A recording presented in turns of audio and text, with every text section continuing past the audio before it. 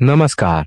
इस वक्त की सबसे बड़ी खबर बिहार के समस्तीपुर जिला से आ रही है, जहां विभूतिपुर थाना क्षेत्र के मोहनपुर फगुनिया गाछी में आम के पेड़ से लटकता हुआ एक युवक का शव मिलने के बाद इलाके में सनसनी फैल गई। शव मिलने की सूचना पर देखते ही देखते सैकड़ों की संख्या में स्थानीय लोगों की भीड़ घटनास्थल पर जुट गई, जिसकी सूचना स्थानीय लोगों ने विभूतिपुर पुलिस को दिया।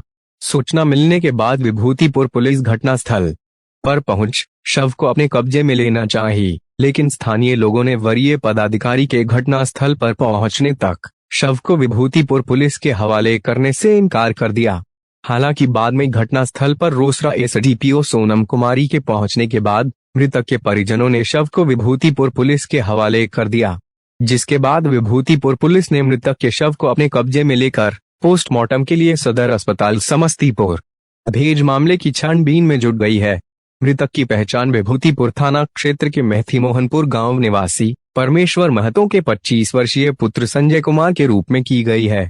घटना के संबंध में मृतक के परिजन का बताना है कि मंगलवार की देर रात करीब 11:30 बजे मृतक के मोबाइल पर किसी का कॉल आया था, जिसके बाद मृतक मोबाइल को चार्ज में लगाकर घर से बाहर निकल गया। जब सुबह उन लोगों ने उसे अपने बिछावन पर नहीं देखा तो उसकी खोजबीन शुरू की गई।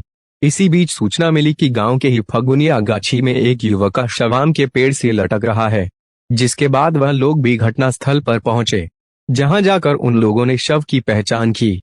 मृतक का भाई गांव के ही एक युवक पर अपने भाई की हत्या का आरोप लगा रहा था।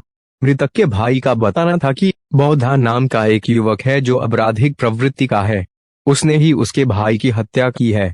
मृतक के भाई ने आशंका जाहिर किया है कि कुछ दिन पहले उसके पिता ने उस आपराधिक प्रवृत्ति के युवक बौद्धा को उसके माँ बाप के बारे में अपशब्द का इस्तेमाल करते हुए गाली दिया था।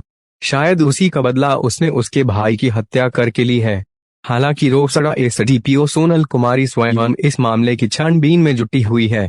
अब देखना यह है कि अपने आप को रॉबिन हुड समझने वाले लाशों के ढेर पर बैठ चुके विभूतिपुर थाना अध्यक्ष कब तक इस मामले का सफल खुलासा कर पाते हैं।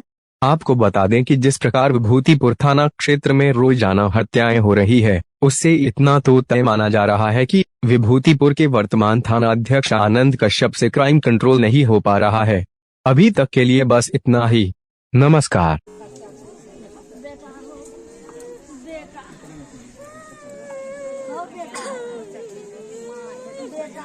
शाम का 10 बजे लमसम घर से निकल गए थे, मतलब कोई बुला के ले गया है, वही अपन जो अपन रात में मार दिया था। तो सुबह में गाछी गए थे, तो दूसरा कोई मतलब उससे पहले एक लड़का आम बेचने के लिए गए थे, वो देखा था, वो तो गांव में खबर किया। उससे पहले हम नदी में गए थे, तो हमको मालूम नहीं था ये घटना हुआ जाकर। तो दूसरा कोई आ रहा था, तो कहा ऐसे से बात है, भाई को मार दिया। कहा है ऐसे बात नहीं होने वाला है। तो हम वहाँ से आपस लौट के वहाँ गए थे, तो मार को गाछ में टंगा हुआ था। कोई फोन किया था? फोन किया होगा, नहीं मोबाइल सर के पास दे दिया है, पता नहीं, हम नंबर चेक नहीं किए, कुछ नहीं है। पहले से किसी से कोई दुश्मनी किसी से दूसरा कोई से नहीं था। क्या शक लगता है?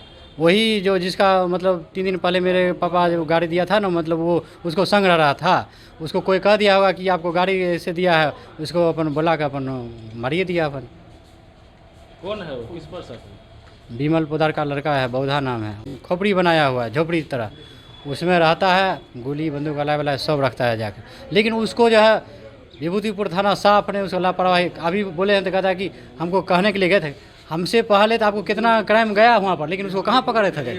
साफ है, एकदम लापरवाही है विभूतिपुर थाना साफ। उसको पीछा है बहुत आदमी पैरवी लगाने वाला, जेल जाता, जेल जेबूट नहीं करता है, थाने पर जाता है, अभी ले गया खींच के, शाम देर में उसको छोड़ देता है साहब।